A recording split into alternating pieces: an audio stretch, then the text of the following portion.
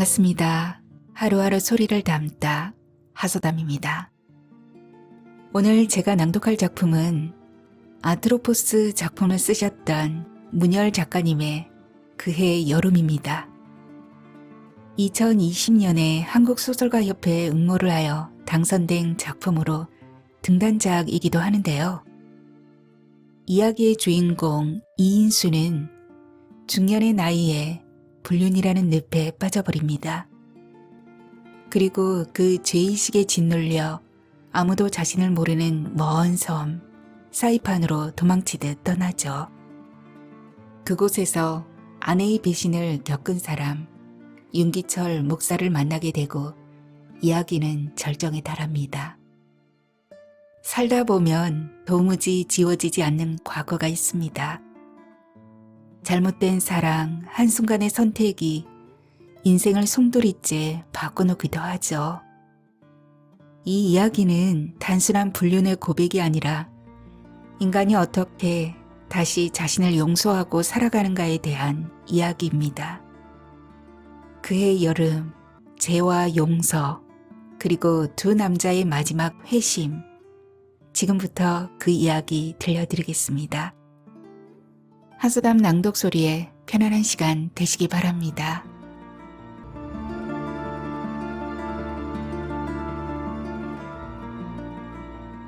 그해 여름, 문열 단편소설.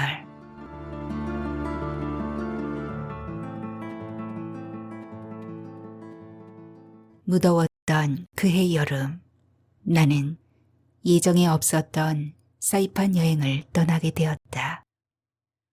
굉음을 내며 이륙한 비행기가 어둠을 뚫고 목적지를 향해 날아가고 있었다. 이륙한 지 시간이 꽤 흘렀다. 지금쯤 이 비행기는 태평양 상공을 지나가고 있을 텐데 바다가 보이지 않았고 기내 창밖은 짙은 어둠만이 지루하게 이어지고 있었다. 이륙하고 4시간이 지났을 무렵 잠시 후에 사이판 하파다이 공항에 도착한다는 기내 방송이 흘러나왔다. 비행기는 고도를 낮추기 시작했다. 창밖 저 멀리 사이판 공항의 신기루 같은 불빛이 내 시야에 들어왔다. 거대한 비행기가 허공 속에서 내려와 활주로에 착륙했다. 사이판에 도착했을 때는 자정이 넘은 시각이었다. 공항을 나서자 역겨운 냄새가 코를 찔렀다. 야자나무 열매인 코코넛 냄새였다. 우리 일행은 기다리고 있던 관광버스에 올랐다. 호텔에 도착해서 객실 배정을 받았다. 방 배정을 받고 보니 룸메이트는 기내에서 내 옆자리에 앉았던 남자였다. 50대 후반으로 보이는 그 사내는 기내에서부터 이상했다. 기내식이 나왔을 때도 먹지 않았고 캔맥주만 계속 마셨다. 말 한마디 없었고 눈을 감고 있다가 눈을 뜨면 맥주를 마셨다. 그의 얼굴은 핏기 하나 없이 창백했고 안경을 쓰고 있었다. 사내와 나는 객실로 들어와 악수하면서 처음으로 인사를 나눴다. 처음 뵙겠습니다. 이인수입니다. 만나서 반갑습니다. 윤기철입니다.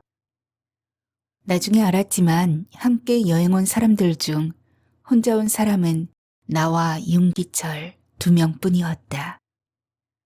샤워한 후에 침대 속으로 들어가 불을 껐는데 나보다 먼저 잠자리에 들어갔던 옆 침대의 윤기철은 아직도 잠들지 못하고 있었다. 땅이 꺼질 것 같은 깊은 한숨 소리가 그 사람 입에서 흘러나와 내 귀에 들려왔다. 나도 잠이 오지 않았다. 지금쯤 영희는 어떻게 되었을까?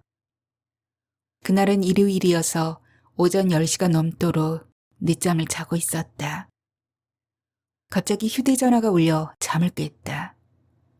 영희 음성이 들려왔다. 그녀의 목소리는 평소와 달리 무겁게 들려왔다. 나 어젯밤에 남편한테 두들겨 맞았어. 온몸에 멍이 들고 아파 죽겠어. 왜? 뭐 때문에? 자기한테 온 문자를 읽고 난 후에 바로 지웠어야 했는데 남편이 내 휴대전화 문자를 봤어. 자기, 나하고 통화가 끝나는 즉시 휴대전화 전원을 끄고 당분간 휴대전화를 쓰지 마. 내일 남편이 무도학원에 찾아간다고 했으니까. 치 선생한테 연락해서 누가 자기를 찾아오면 학원을 그만뒀다는 말을 해달라고 부탁해. 자기가 살고 있는 원룸 주소도 남편이 알고 있어. 두들겨 패면서 다그치는데 어쩔 수 없이 다 말해버렸어. 자기 원룸에 있지 말고 지방이든 어디든 서울을 떠나줘. 제발 부탁이야. 그리고 나 어쩌면 이혼당하게 될지도 몰라. 나는 휴대전화를 힘없이 내려놓고 의자에 앉았다. 내 머릿속이 멍해졌고 멍한 상태가 지나가자 마음이 불안해졌다. 나는 먼저 휴대전화 전원을 끄고 샤워를 한 후에 필요한 물건을 챙겨 배낭에 집어넣었다. 전기불을 끄고 문을 잠그고 점심을 거른 채 원룸에서 빠져나왔다. 밖으로 나온 나는 혼자 살고 있는 친구 박에게 찾아갔다. 다행히 그가 집에 있었다. 박에게 사정을 말하고 며칠 신세를 지겠다고 부탁했더니 그가 흔쾌히 허락했다. 나는 박의 집에서 그의 휴대전화를 빌려 최 선생에게 전화하고 박이 차려준 저녁을 먹었다. 배가 고파 밥을 많이 먹었다. 이튿날 일어나 나는 박과 함께 아침을 먹고 그와 같이 밖으로 나갔다. 박은 출근을 하고 나는 영화관과 도서관 등 여기저기를 돌아다니다가 박이 퇴근하면 그의 집으로 들어갔다. 그렇게 일주일이 지났다. 일주일이 지나가자 박의 태도가 달라졌다. 사흘 반가운 손님이 없다고 그가 나를 귀찮아하는 기색이 역력했다. 박의 집을 떠나던 날 저녁 나는 박을 술집으로 데려가 술 한잔 사주면서 그에게 고맙다는 말을 던지고 그와 헤어졌다. 술집에서 나왔을 때는 밤늦은 시각이어서 나는 일단 어느 여관으로 들어갔다. 술을 더 마시고 싶어 여관에 들어가기 전 술과 안주를 사가지고 들어갔다. 여관방에서 텔레비전을 보며 혼자서 술잔을 비웠다. 유선 방송을 보고 있었는데 사이판 관광을 소개하는 프로가 나왔다. 그 프로를 보면서 불현듯 사이판으로 가고 싶었다. 다음 날 아침 눈을 뜨니 윤기철이 보이지 않았다. 그가 산책 나간 줄 알았는데 시간이 흘러도 그는 객실로 돌아오지 않았다. 식당에도 관광버스에도 그가 보이지 않아 나는 그를 더 이상하게 생각했다. 둘째 날 관광이 시작되었다. 처음 간 곳은 만세절벽이었다. 이곳은 태평양 전쟁 당시 사이판을 점령하려고 들어온 미군에게 잡혀 포로가 되느니 차라리 죽음을 택한 일본군과 민간인이 절벽 아래 바다로 몸을 던진 곳이다. 영화 빠삐용에서 주인공 스티브 맥퀸이 자유를 찾아 바다로 몸을 던진 마지막 장면을 촬영한 장소로서 더 유명해진 곳이다. 이곳 바닷물은 사파이어 보석을 연상시키는 짙푸르고 환상적인 색깔이었다. 다음은 자살 절벽에 도착했다. 미군에게 쫓겨 더 이상 도망갈 곳이 없어진 일본군과 민간인이 항복을 거부하고 이곳에서 뒤로 돌아서 절벽 아래로 투신했다. 어떤 사람은 수류탄을 터뜨려 동반 자살도 했다. 어른이 아이를 먼저 던지고 뒤떨어주기도 하고 어머니가 어린 자식을 끌어안고 이 절벽에서 몸을 던졌다. 그렇게 약 1200여 명이 죽은 비극의 현장이 있다. 나는 절벽에서 아래를 내려다 보았다. 낭떠러지 끝이 희미하게 보이면서 아찔한 고소 현기증이 일어났다. 여기서 뛰어내리면 죽는다. 눈 딱 감고 뛰어내리면 그만이다. 이렇게 삶과 죽음은 종이 한 장 차이밖에 나지 않는다. 우리 일행은 그 밖에도 한국인 위령탑, 일본군 최우사령부, 새섬 등을 구경했다. 특히 한국인 위령탑에 갔을 때는 내 마음이 착잡했다. 2차 세계대전 당시 우리 선조들은 아무 죄도 없이 아무 잘못도 없이 일제에 의해 강제로 이곳에 끌려와 망양의 한을 품은 채 약 3,000명이 죽었다. 우리들은 그 앞에서 묵념을 올렸다. 둘째 날 일정의 마지막으로 사이판 시내의 중심 번화가인 가라판 거리를 한 바퀴 둘러보고 오후 6시쯤 호텔로 돌아와 식당에서 저녁을 먹었다. 식사가 끝나자 이곳 원주민 출신 무용수의 민속무용이 시작되었다. 그들의 용모는 매스컴을 통해서 봤던 다른 태평양 섬의 원주민과 비슷했다. 남자는 피부색이 검고 우람한 체격에다 춤 동작도 강렬하고 씩씩했다. 여자는 구릿빛 피부에 아담한 체격에다 춤사위가 섬세하고 부드러웠다. 부러운 것은 그들의 피부였다. 잡티 하나 없이 깨끗하고 기름을 바른 듯 반질반질하게 윤이 났다. 그들이 추는 춤을 보고 있자니 춤 선생인 내 몸이 근질거린다. 나는 내가 춤 선생이 될 줄은 꿈에도 몰랐다. 다니던 회사를 그만두고 빈둥빈둥 놀고 있던 차에 소일거리 겸 취미로 사교춤을 배웠는데 백수 건달이 사교춤을 배우면 그것이 직업이 된다더니 내가 꼭 그렇게 되었다. 내가 근무했던 영등포 무도학원에는 원장과 최 선생, 나와 강 선생 4명이 학생을 가르쳤다. 원장은 문화센터나 구민회관 등 주로 외부에 나가서 레슨을 했고 원장이 출타 중일 때는 최 선생이 원장 일을 대신했다. 최 선생은 경력 10년의 고참 선생이었지만 나이가 나하고 동갑이어서 친구처럼 말을 놓고 지냈다. 강 선생은 나보다 4살 연하였다. 그는 내게 깍듯이 존댓말을 썼고 나도 그를 좋아했다. 대개 4살 차이는 마음이 잘 맞아 사이가 좋다. 어느 날 오후 학원 사무실에서 최 선생과 단둘이 녹차를 마시고 있었다. 노크 소리가 들리더니 우리 나이와 비슷한 30대로 보이는 여자 2명이 들어왔다. 2사람은 친구 사이였다.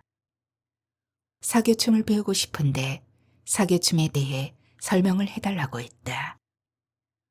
사교춤은 크게 일자춤과 스포츠 댄스로 나눌 수 있다. 스포츠 댄스는 다시 모던과 라틴으로 구분되며 라틴 5개와 모던 5개로 총 10종목이다. 지터버, 블루스, 트로트, 3종목을 일자춤이라고 한다. 춤출 때 신사는 리드를 해야 하고 숙녀는 따라오면 되므로 여자는 춤 배우기가 훨씬 쉽다. 여자인 경우 일자춤은 한 달이면 다 배울 수 있고 스포츠 댄스는 한 종목당 2달 잡으면 된다고 설명했더니 2사람은 우선 일자춤부터 배우겠다고 했다. 김명옥은 최 선생이, 한영희는 내가 지도하게 되었다. 한영희는 내가 지금까지 개인 지도를 했던 40, 50대 아주머니들과는 확연히 달랐다. 우선 젊어서 좋았다. 희고 윤기 있는 피부, 탄력 있는 몸매에 이목구비도 수려했다. 특히 내 마음을 사로잡은 것은 그녀의 조용하고 부드러운 성격이었다. 저런 여자가 왜 사교춤을 배우러 왔는지 이해가 되지 않을 정도로 얌전하고 순진한 여자였다. 그녀와 포옹하고 춤출 때마다 그녀의 탐스러운 유방이 가슴에 와 닿으면 내 말초신경은 자극될 대로 자극되었다. 어느새 영희는 학생이 아닌 내 애인이 되어 있었다. 최 선생도 마찬가지로 김명옥이 그의 애인이 되어 있었다. 그녀들은 유부녀였기에 불륜 관계였지만 개의치 않았다. 훔친 사과가 더 맛있다고, 더 재미있고 즐거웠다. 결국 우리는 오래 가지 않아 러브 호텔을 찾게 되었다. 춤을 추다 보면 남녀 간에 불륜이 싹트는 경우가 많은데 그 이유는 스킨십 때문이다. 사람은 신체 접촉을 하면 할수록 가까워지고 빨리 정이 든다. 우리는 종종 4명이 같이 어울려 더블 데이트를 즐겼다. 넷이서 어울릴 때가 더 재미있었다. 우리가 자주 간 곳은 송주 유원지 근처의 장흥 유원지와 미사리 카페촌이었다. 장흥 유원지엔 러브 호텔과 식당, 카페가 즐비하게 있었고 미사리는 비싸긴 했지만 7, 80년대 왕년의 인기 가수 노래를 들을 수 있어 좋았다. 미사리 카페를 나와 한강 상류를 거슬러 팔동호 쪽으로 차를 몰고 가다 보면 최신식 모텔이 우리를 기다리고 있었다. 데이트 비용은 여자들이 다 썼다. 두 사람은 여자치고는 씀씀이가 컸다. 정사를 끝내고 모텔에서 나와 헤어질 때는 돈 봉투를 내 주머니와 최 선생 주머니 속에 찔러줬다. 시간이 흘러 한 달 일자춤 강습이 끝나자 수고했다며 영희한테 금반지 선물을 받았다. 마침 그 안에 내 생일이 돌아와서 양복 한 벌 사입을 하고 백화점 상품권을 받기도 했다. 내가 뭘 그렇게 잘해줘서 저 여자는 내게 이런 호의를 베푸는 것일까? 그렇게 중얼거린 적도 있었다. 어쨌든 영희를 만난 인연은 내게는 큰 행운이었다. 그녀와 나는 갈수록 가까운 사이가 되었다. 우리는 사흘이 멀게 관계를 가졌고 이런저런 사정을 내세워 나는 영희한테 노골적으로 돈을 달라고 요구했다. 그녀는 내 부탁을 거절하지 않고 들어주었다. 원주민 민속무용이 끝났다. 모두 각자 자기 방으로 들어갔다. 방에 들어와 보니 아직도 윤기철은 들어오지 않았다. 지금 씻고 잠을 잘까 하려다 아직 자기에는 이른 시각이어서 산책하러 밖으로 나갔다.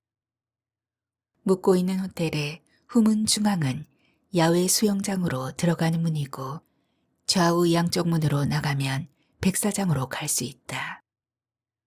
백사장에 들어서면 야자나무 사이사이에 나뭇가지로 엮어 만든 빛의 파라솔이 있었고 파라솔 안에는 넓은 탁자가 있었다. 수영장 뒤편 백사장 쪽으로 걸어가는데 파라솔 탁자에 혼자 앉아있는 윤기철이 보였다. 수영장 불빛 때문에 밤에도 사람과 사물을 식별할 수가 있었다.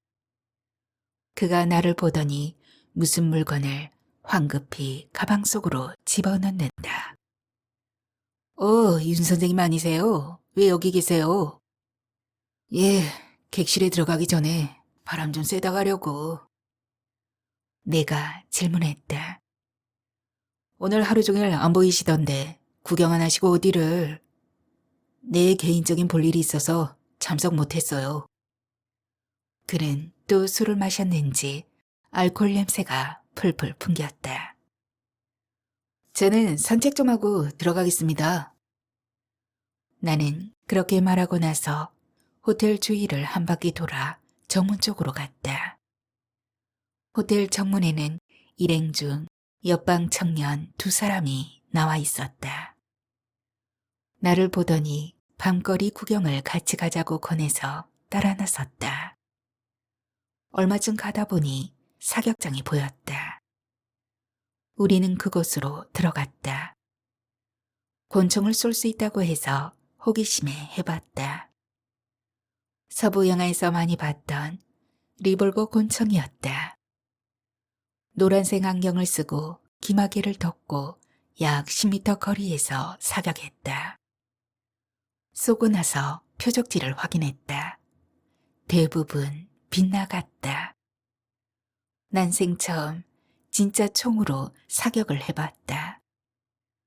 요금은 비싸지 않았고 권총은 의외로 무거웠다. 총이 무거워 양손으로 잡고 사격했다. 사격을 끝내고 사격장을 나오기 전 나는 주인 몰래 권총을 훔치고 싶은 충동이 일어났다.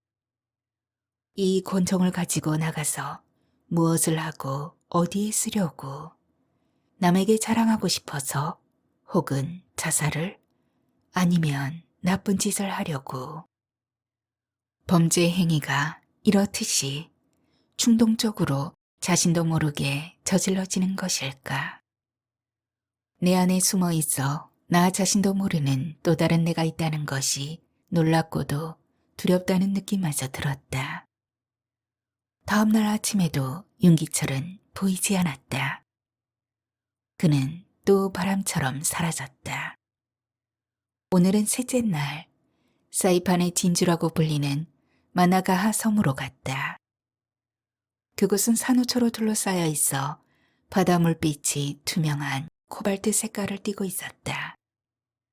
무인도이기에 석양 무렵에는 그곳에서 나와야 한다.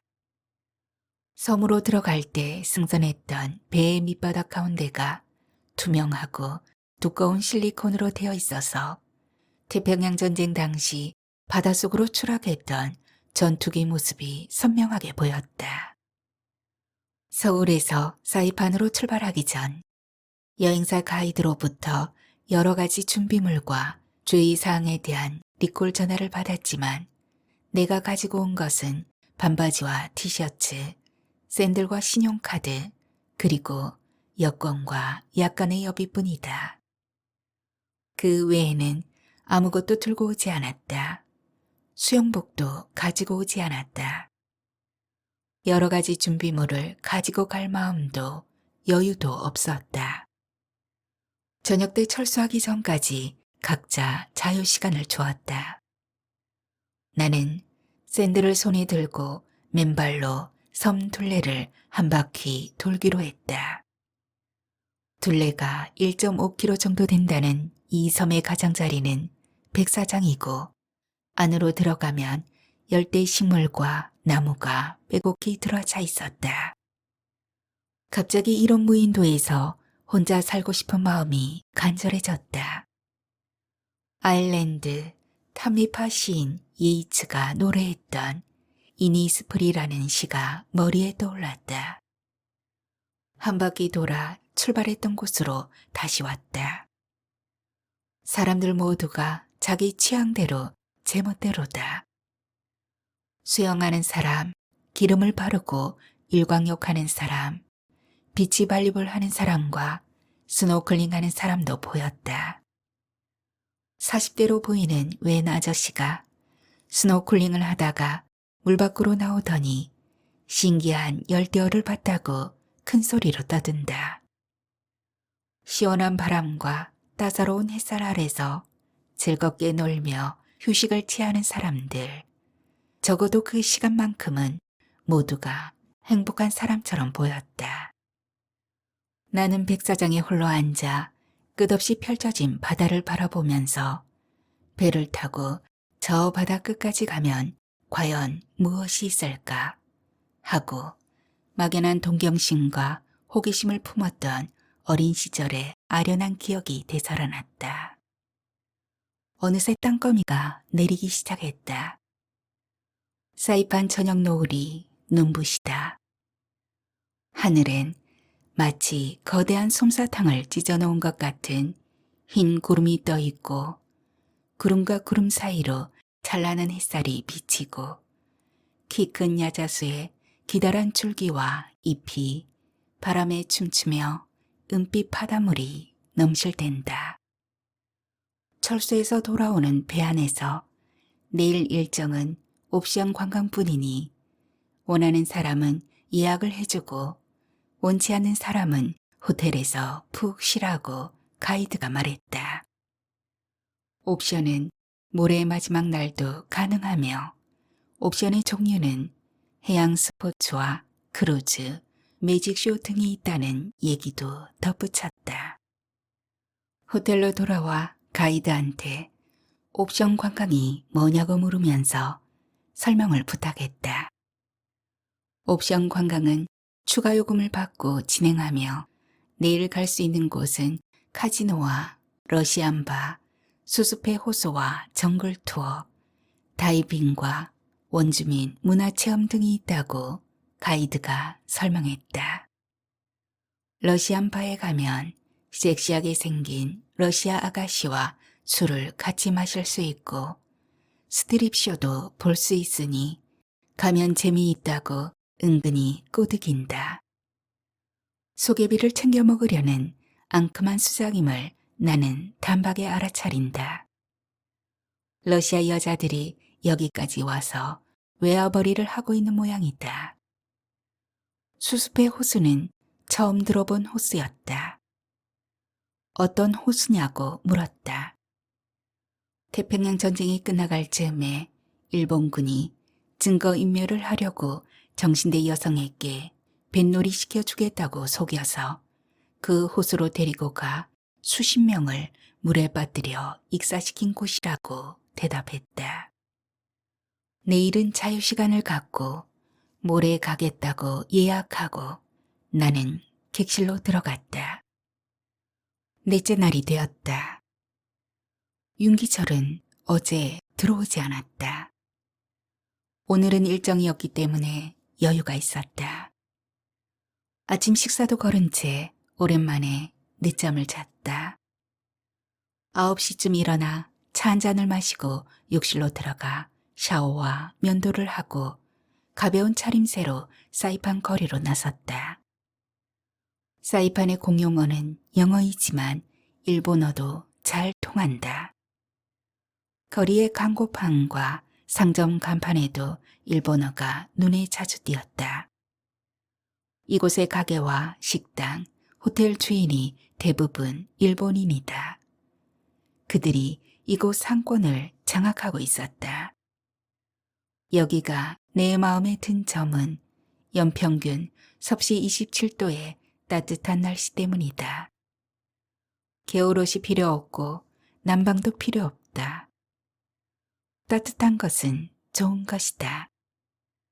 크고 작은 쇼핑몰과 호텔을 지나쳐 얼마쯤 걸었을까? 어느 백인 남자가 우통을 벗고 땀을 뻘뻘 흘리며 달리기 하는 모습이 보였다. 점심때가 되어 배가 출출해졌다. 일본어로 라면이라고 적혀있는 간판이 보여 들어갔다.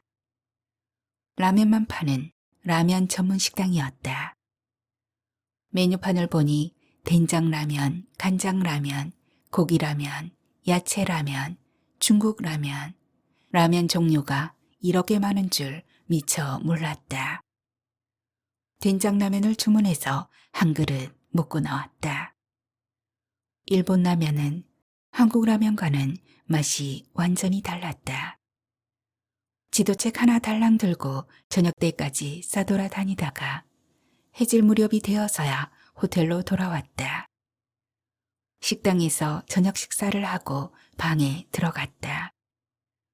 웬일로 윤기철이 먼저 들어와 있었다. 내가 입을 열었다. 오늘은 일찍 들어오셨습니다. 일은 어떻게... 오늘 다 끝냈어요. 내일은 구경하러 갈 수 있어요. 윤 선생님은 일정표를 안 보셨군요. 내일은 옵션 관광과 자유시간뿐입니다. 수습해 호수가 특별한 곳이라서 거기를 보러 가는데 윤 선생님도 같이 가시겠어요? 네, 같이 갑시다. 여기까지 와서 한 군데도 안 가고 한국으로 가면 너무 서운하죠. 내가 말했다. 내일 서울로 갑니다. 기내에서 1박을 하므로 저와 윤 선생님은 이 호텔에서 오늘이 마지막 밤이 됩니다. 이별주 한잔 하시겠습니까? 좋습니다. 한잔 하죠.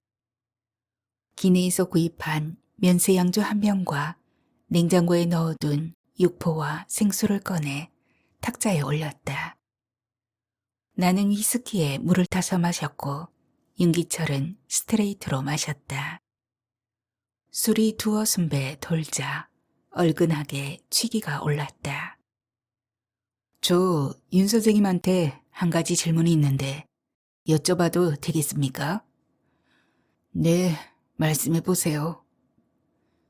윤 선생님은 무슨 일을 하고 계십니까? 그리고 여기 사이판에 왜 오셨습니까? 그게 몹시 궁금합니다. 사생활을 여쭤봐서 죄송합니다만. 잠시 침묵이 흘렀다. 뜸을 들였던 윤기철이 입을 열었다. 사실은 나는 개신교 목사입니다. 목사가 이렇게 음주를 하고 있으니 우선 그것부터 잘못되었죠. 이런 말하기가 정말 부끄럽지만 내 아내가 바람나서 이곳에서 그녀 애인하고 동거하고 있어요. 여기서 한국 음식점을 차려 둘이서 같이 살고 있어요. 순간 내 귀를 의심했다. 어안이 벙벙했다. 그 문제 때문에 여기 왔어요. 아내가 가출한 후부터 나는 불면증에 시달렸어요. 기도를 많이 했지만 불면의 밤은 계속되었어요. 어쩔 수 없이 신경 안정제와 알코올에 의지해서 그나마 잠을 이룰 수가 있었어요. 그래서 술을... 말끝을 흐린 윤 목사의 눈가엔 어느새 이슬이 맺혀 있었다. 고개를 돌려 손수건으로 눈물을 닦은 윤 목사는 독한 위스키를 물을 마시듯이 벌컥벌컥 들이마셨다. 그런 일 때문에 윤 목사는 교회 목사직을 사임하고 지금은 신학교 강사로 나가 얼마 되지 않은 월급으로 근근히 살아가고 있다며 경제적인 고통도 고통이지만 자식들의 장래가 더 걱정된다며 끝내 울음을 터뜨렸다.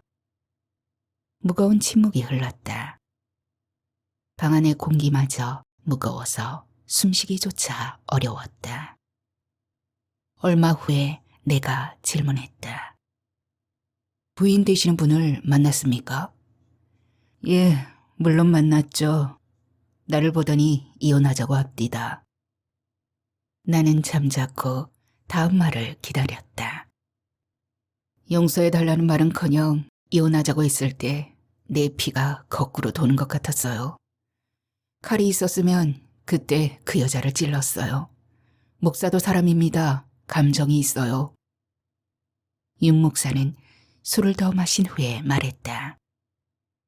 이혼해야지, 깨끗이.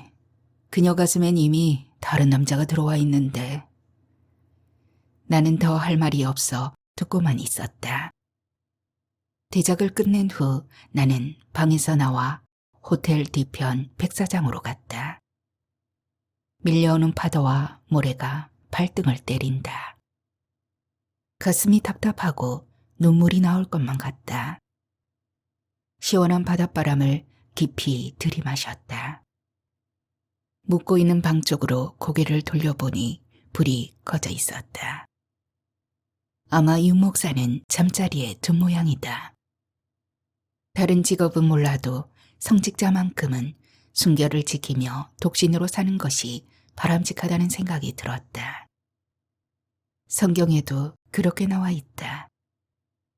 목사 부인이 바람나서 가출했다면 무슨 사연이 있으리라. 나보다 연장자이고 초면이나 다름없는 윤 목사에게 그 사연을 차마 물을 수가 없었다. 하늘에는 별빛이 찬란하다. 태평양의 작은 섬 사이판에서 바라본 밤하늘은 더할 나위 없이 신비했다. 하늘에서 무수한 별이 쏟아져 내려와 바로 내 머리 위에 떠 있는 것 같았다. 밤하늘을 올려다보고 있던 중에 문득 날마다 정확한 시간에 산책을 나갔던 어느 철학자가 했던 말이 떠올랐다. 이 세상에서 가장 신비한 것 두 가지가 있다면 그것은 저 밤하늘에 빛나는 별들과 인간의 양심이다. 윤 목사와 대적했을 때 나는 양심의 가책을 받았다. 내 직업을 밝힐 수가 없었다. 윤 목사를 저렇게 불행하게 만든 가해자 같은 느낌이 들었기 때문이다. 나는 그동안 얼마나 많은 유부녀를 농락하고 얼마나 많은 불륜을 저질렀던가. 사내 자식이 여자 등쳐먹고 사는 벌레만도 못한 인간이 아니었던가. 나는 제비족이나 다름없는 인간이었다. 이제 서울로 돌아가면 내 직업과 영희와의 관계를 모두 청산하고 새 출발해서 새로운 삶을 살아야겠다고 다짐했다. 다섯째 날 오전에 윤 목사와 나는 수습의 호수로 갔다. 바다로 둘러싸여 있는 섬 안에 호수가 있다는 것이 신기했다.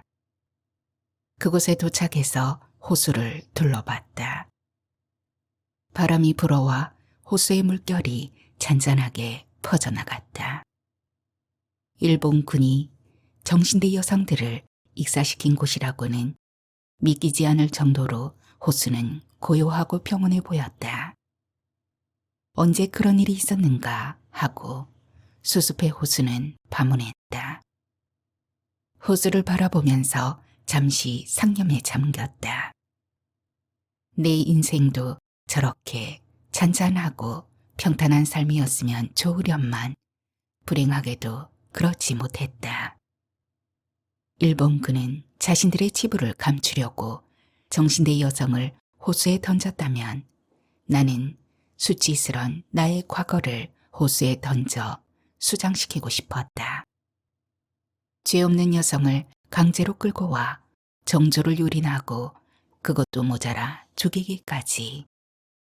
일본 놈들이 저지른 만행을 생각하면 지가 떨리고 모골이 송연해졌다. 호수 구경을 마치고 나오는데 윤 목사가 잠깐 기다려달라고 하더니 호수 가까이 가서 뭔가를 호수 속으로 멀리 던지고 왔다. 무엇을 던지고 왔냐고 물었더니 윤 목사는 아무 대꾸도 없이 무표정한 얼굴로 호수 한가운데를 바라만 보고 있었다. 호텔로 가는 길에 윤 목사가 슈퍼에 들르자고 해서 슈퍼로 갔다. 물건 대부분이 미제였고 간간히 일본 제품도 보였다.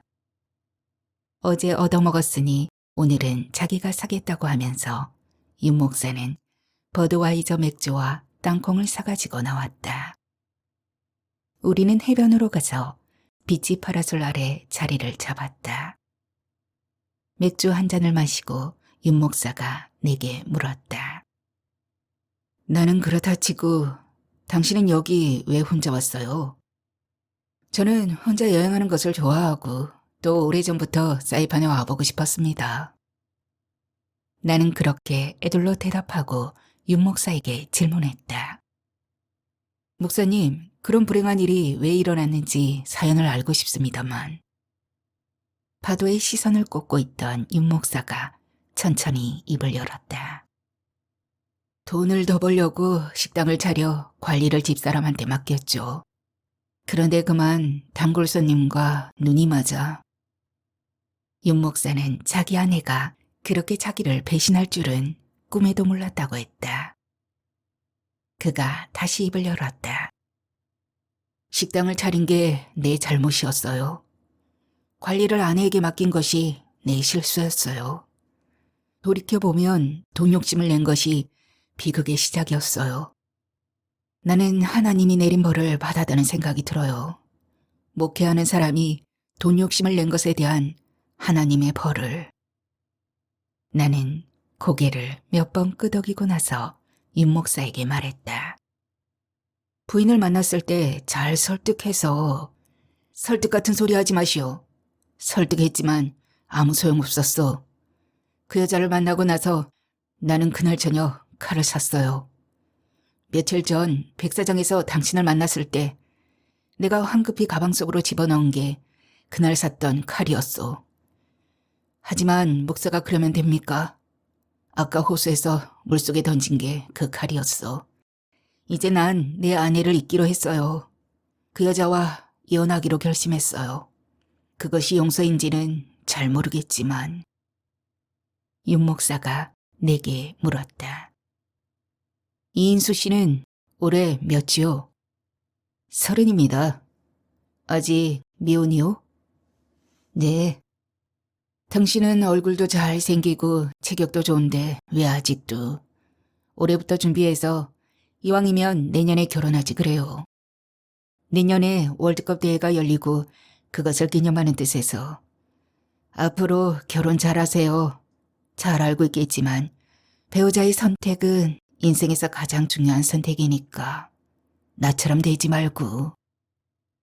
윤 목사는 신학교 동창 목사의 주선으로 내년 봄이 되면 한국을 떠나 미국 로스앤젤레스에 있는 한인교회로 가서 목회를 다시 시작한다고 했다. 공항에 가기 전까지 방에 들어가 눈을 붙이겠다며 윤 목사는 먼저 일어섰다. 쓸쓸해 보이는 그의 뒷모습이 사라져갈 즈음에 나는 시선을 바다로 돌렸다.